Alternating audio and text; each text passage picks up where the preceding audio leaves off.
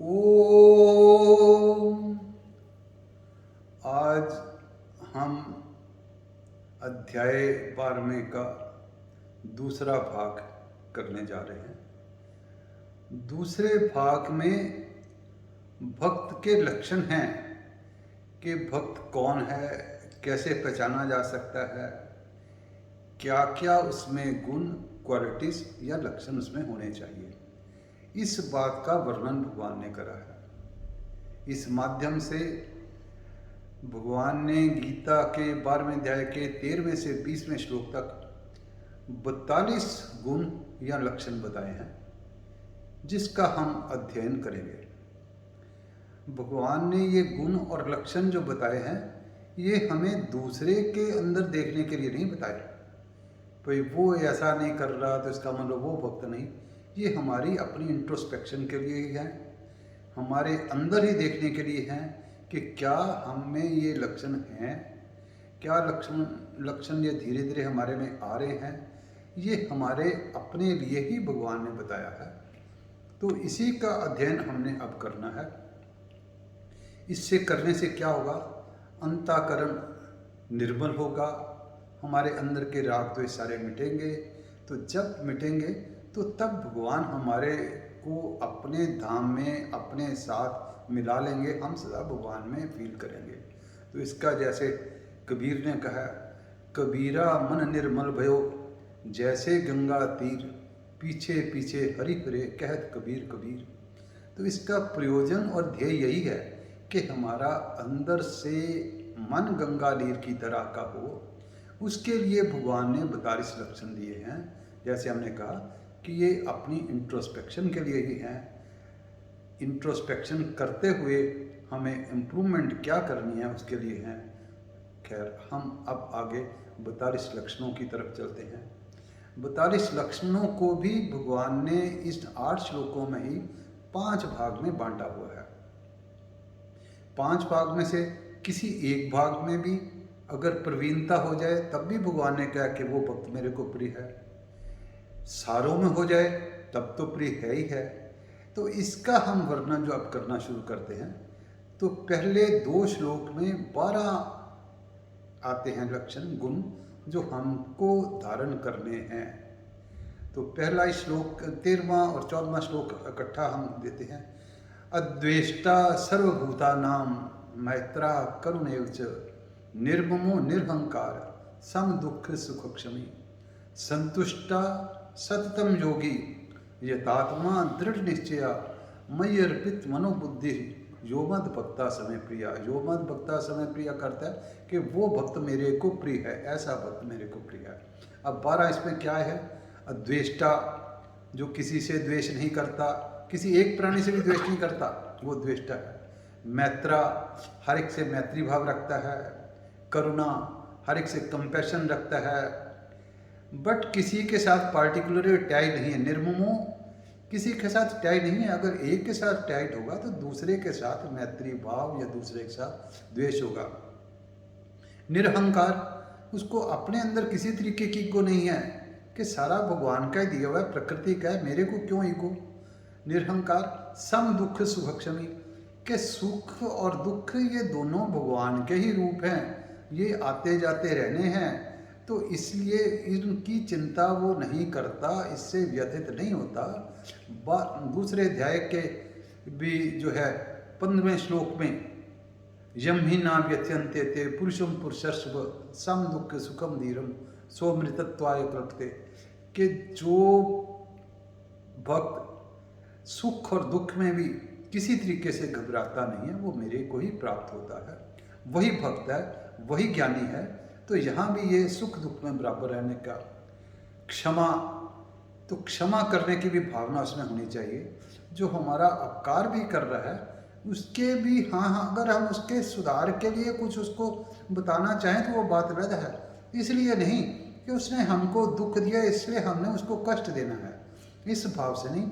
वो अगर उसको हम समझाने के लिए कुछ थोड़ा बहुत कहते भी हैं, वो भी क्षमा है, परंतु हम सुप्रीम ना समझ के अपने आप को उसके समझाने के प्रयास में ना पड़ के अपने अंदर धारण करें कि हमारा इसने कोई अपकार नहीं करा, अपकार हमारे अपने पिछले कार्यों के कारण हुआ होगा, तो इसको हमने क्षमा करना है। ऐसा जो करके जो है द्वेष्टा सर्वभूतानां मैत्रा करुणे च निर्ममो निरहंकार सम दुख सुखक्षमी। फिर अगला जो श्लोक इसके कॉन्टिन्यूटी में आता है, संतुष्टा सततम योगी। वो ऐसा योगी जो है सदा ही संतुष्ट रहता है, यतात्मा सदा परमात्मा की तरफ ध्यान रहता है, दृढ़ निश्चय है, उसका निश्चय दृढ़ है कि भगवान के अलावा और कोई देखने को है ही नहीं, भगवान की तरफ देखता रहता है, संतुष्टा दृढ़ निश्चय। मयि अर्पित मनोबुद्धि, मन और बुद्धि को मेरे अर्पित कर देता है, यो मद भक्ता समय प्रिया, ऐसा भक्त मेरे को प्रिय है। तो इसमें 12 जो लक्षण आ गए हैं, ये जो 12 लक्षण का एक ग्रुप है कि अगर भगवान कहते हैं कि अगर जिसमें ये 12 लक्षण हैं वो भक्त मेरे को प्रिय है, तो हमको ये 12 वाला प्रयास करना चाहिए।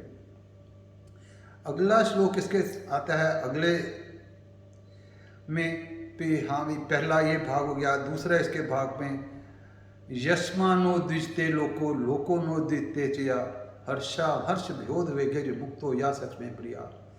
कि जो मेरा भक्त है वो किसी को देख करके उद्वेग में नहीं आता, किसी के देख के, शक्ल देख के, उसका आचार विचार देख के उसको कोई नाराजगी नहीं होती, और उसकी शक्ल देख के, उसके आचार विचार देख के भक्त के दूसरे को कोई नहीं होती, क्योंकि उसके मन में दूसरा कोई है ही नहीं, सब भगवान के रूप है। तो यस्मान नो दीते लोको लोको नो दीते चिया हर्षा मर्ष विहोद वेगे, वो हर्ष में भी समान रहता है, वो हर्ष में किसी दूसरे के हर्ष में भी वो खुश रहता है, किसी तरीके का उसको भय नहीं, उसको है कि मेरा कुछ है ही नहीं, भय काहे का। सामर्ष विहोद वेगे मुक्तो या सत्य प्रिया, किसी तरीके का भय नहीं है, किसी तरीके के अंदर उसमें एक्साइटमेंट नहीं है। तो ऐसा भक्त जो है, ऐसा जिसके एक्शन है, वो भी भक्त मेरे को प्रिय है। इसमें भी भगवान ने हर्ष में, भय में, राग द्वेष में, किसी में भी विचलित नहीं होता। इसमें भी भगवान ने जो क्वालिटीज बताई हैं वो भी योमत भक्ता समय क्रिया कि ऐसा भक्त भी मेरे को प्रिय है। फिर आगे वाले सेट में जो आ जाता है, आगे वाले जो सेट में आता है, अनपेक्षा शुचिर दक्ष उदासीनो गतव्य था सर्वारम परित्यागी योमद भक्ता समय प्रिया। जो अनपेक्षा, किसी से किसी तरीके की भी पेक्षा नहीं करता, शुचि, शुचि पवित्रता है, शरीर की भी है, अंदर से भी है, बाहर से भी है। अंदर से राग द्वेष, जैसे हमने पहले भी कहा था कि द्वेष किसी से नहीं होना, मैत्री होनी है। अंदर से शुद्धि तभी होगी जब ऐसे भाव अंदर सदा रहेंगे। अनपेक्षा सुचिर दक्ष, दक्ष है, दक्ष करता है, प्रवीण है, डेक्स्ट्रस है, चतुर है।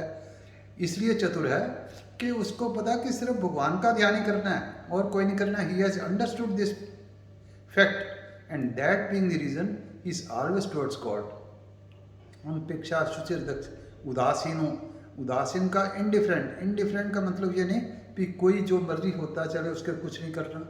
उदासीन का मतलब है कि वो पक्षपात से रहता है। अगर किसी में कोई, अगर किसी की फेवर में नहीं है, किसी के गेस्ट नहीं है, जो जैसा किसी से बिहेवियर करना है पक्षपात के बिना करता है। गतव्य था, वो किसी भी कारण से व्यथित नहीं होता, दुखी नहीं होता। अनपेक्षा शुचिर दक्ष उदासीनो गतव्य था सर्वारंभ परित्यागी, किसी तरीके का भी आरंभ नहीं करता वो काम का। क्यों नहीं करता? जैसे 18वें अध्याय के 66वें श्लोक में आया, सर्वधर्मान परित्यज्य मामेकम शरणम रज अहंत्वा सर्व पापेभ्यो मोक्षयिष्यामि मा शुचा। कि आरंभ यहाँ भी इसका मतलब आरंभ नहीं करता कि वो अपने लिए नहीं करता, सेल्फ की इच्छा के लिए नहीं करता। जो उसकी एक नेचुरल वे में अलॉटेड ड्यूटी है, चाहे उसको समाज ने दे रखी है वो, चाहे उसने अपने स्वभाव के कारण ली हुई है, वो करता जाता है भगवान के अर्पित करके।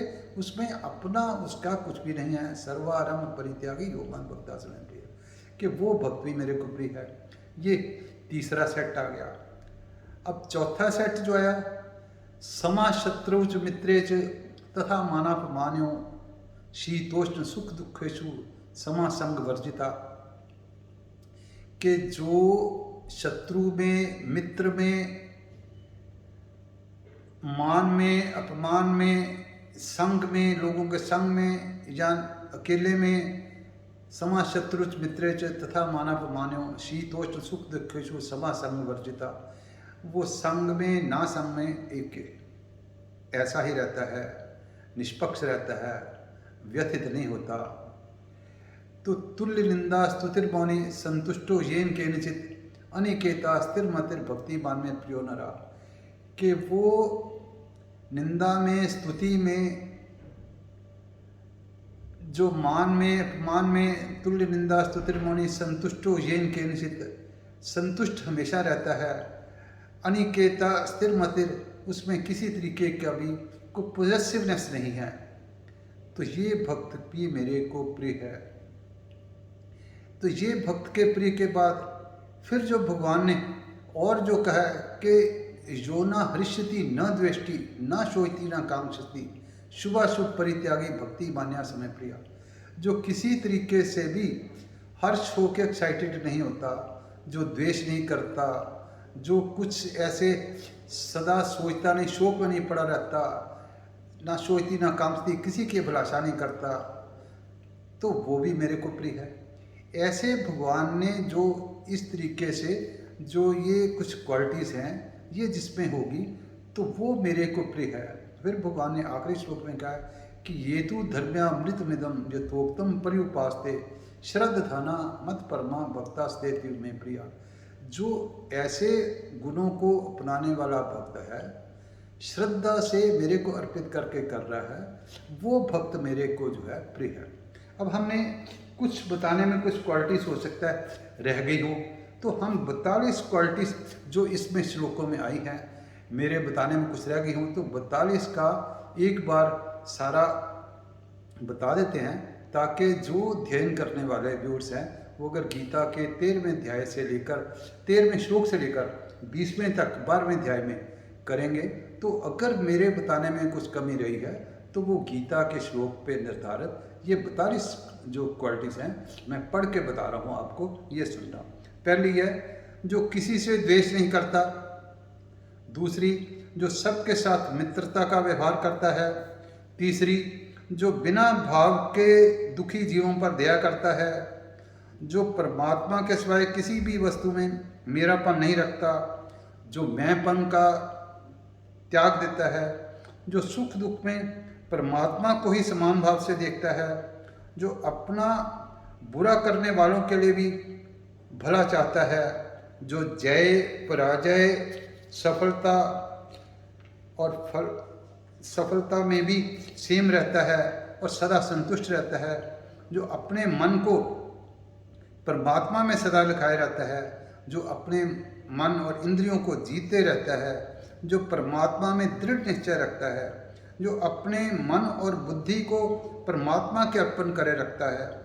जो किसी में से उद्वेग नहीं होता और ना ही खुद स्वयं किसी के उद्वेग का कारण बनता है, तो दोनों तरफ से उसमें उद्वेग नहीं होता। 15वां जो संसारिक वस्तुओं की प्राप्ति में कोई स्पेशल आनंद फील नहीं करता।